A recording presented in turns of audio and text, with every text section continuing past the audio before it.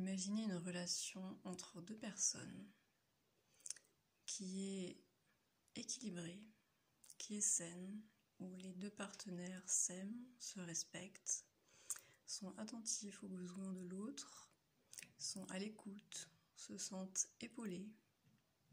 Une belle relation en somme. À votre avis, si l'un des deux émet un jour le souhait de cesser cette relation, est-ce qu'elle va se transformer en champ de bataille? Est-ce qu'elle va se faire dans les pleurs, les larmes, les cris, l'agressivité? Évidemment que non.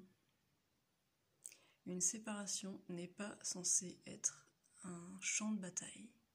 Une séparation n'est pas censée devenir un drame. Une séparation n'est pas censée mener à une dépression. D'accord ? Si à un moment donné, mon partenaire que j'aime, que je respecte, de qui je souhaite le bonheur, m'explique que son bonheur est avec quelqu'un d'autre ou ailleurs, évidemment que je vais accepter, même si ça fait mal, même si c'est dur, mais je vais rester stable sur mes deux jambes. Et comme je m'aime et je me respecte, je ne vais certainement pas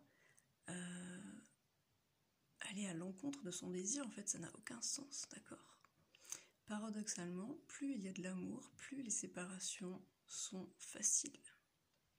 Les séparations sont difficiles quand il y a de la dépendance affective, quand il y a de la manipulation, quand il y a des mensonges, quand il y a des blessures qui engendrent de la rancœur, de la colère, parce que ces blessures vont demander à être guéries, d'accord ?